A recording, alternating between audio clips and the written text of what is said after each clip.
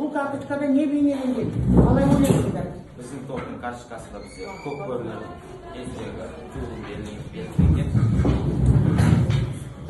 Осы топта бізде шаңырақ белгіленген, яғни бізде шаңырақ дегеніміз осы киіз үйді ұстап тұратын басты бір бөлігі болып табылады. Яғни осы кездерде біздің қазақ халқының билеушісі болған Алашаханнан тараған осы Алаш деген сөз болады. Яғни осы Алашахан біз киіз үйдің шаңырағына теңеп отырмыз. Жақсы, өте керемет. Келесі, екінші карточка. Тұңғыш президентіміз Нұрсұлтан Назарбаев жариялаған. Және оның мақсаты бізде осы көптеген салаларды дамыту, ұлғайту болған. Және ол 30 елдің қатарына кіру, ену болған. Осы рухани жаңғыру арқылы мәдениетіміз дамып келе жатыр. Жақсы, өте жақсы. Қолдап қойып, жалпы сендерге тірек сөздер келіп тұр. Осы тірек сөздерге қатысты қандай жауап бере аласыңдар? Мысалға 542. Кермай. Ғұндар өздерінің жерлерінен көшіп, ұлы қоныс аудару дәуірін бастаған болады. Яғни олар батыс Еуропаға қоныс аударды. Ғұндар қоныс аударғаннан кейін сол ғұндардың жерлеріне осы түрік қағанаты орнатылды десек те болады. Жақсы, өте жақсы. Келсеңіз ба? Жақсы, келесі. Миграция. Өз мемлекетіне басқа мемлекетке ауысу миграция.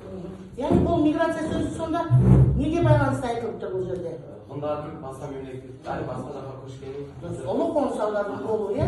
Жақсы. Мен осы миграцияның себебі неде болды? Ғұндар неліктен? Шахамыз деген сөзге сол наным сезімдерден алынған. Жақсы, өте жақсы. Ассимиляция бір тайпаның екінші тайпаға сіңіп кету тәсілі. Бір халықтың екінші бір халық. Иә, толықтырып береміз бар. Жалпы алып қарайтын болсақ, ассимиляция дегеніміз ол сіңіп кеткеннен кейін ол халықтар жоқ болып кетеді. Міне осыны біз солай айтамыз. Қазірдің өзінде бізде ғұндар жоқ болар, бұның өзінің жеке мемлекеті жоқ. Сол секілді олар жалпы айтқанда олардың жойылып кетуі. Жақсы. Яғни бұл төрт тірек сөзіміз бір-біріне байланысты. Ал енді бұл жерде жаңағы мынау бір топқа берілген белгі ретінде мынау түркі қағанатының белгісі не үшін беріліп тұр бұл? Екі белгілі суреттер. Бұл сендерге 5-6 сыныптарда өтілген тақырыптар. Енді қалай ойлайсыңдар? Бір-біріне қандай байланыс және бұл суретте кімдер белгіленіп тұр?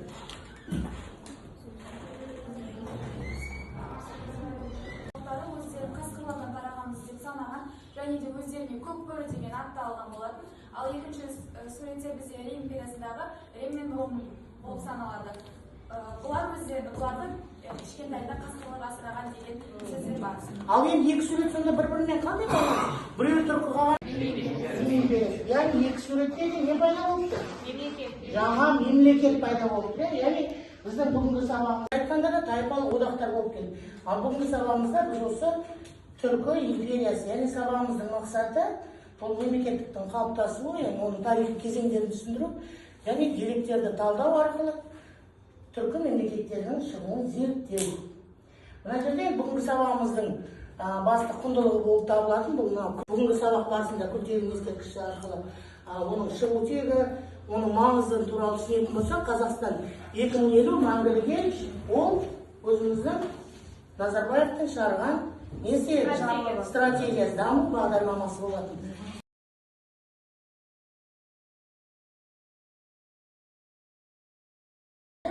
Сол мәтінге сәйкес мемлекеттің атауын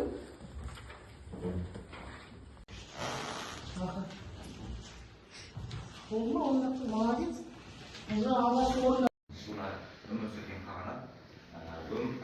Оның территориясы негізінде жетісу аймақтары болған және оның орталығы Суяр қаласы болған. Оның негізін қалаушы ең алғаш Үшлік қаған. Батыс түрік қағанаты өмір сүрген жылдар 603-704 жылғы аралығында, яғни 99 жыл бойы өмір сүрген. Астанасы Суяр қаласы, қазіргі жетісу қаласы. Жетісу аймағы. Территориясы шығыста Алтай тауынан басталып, Каспий теңізіне дейінгі аралықты алып жатты. Алтайдан басталып, Каспий теңізіне дейін аралықты алып жатқан болатын. Және де алғашқы билеушілерінің бірі Дату басқарды. Қағандарының бірі осы кісі болды. Жақсы, өте жақсы. Келе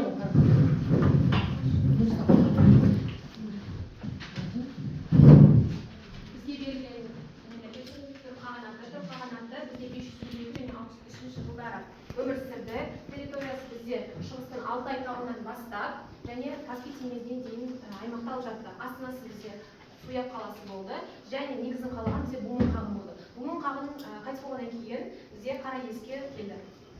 Жақсы, өте жақсы. Орындағандар Батыс Түрік қағанатының территориясы мен астанасын айқындаймыз.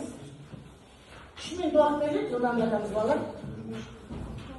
Түргеш мемлекетінің жаңағы Түргеш қағанаты сол территорияны Батыс Түрік қағанаты алды.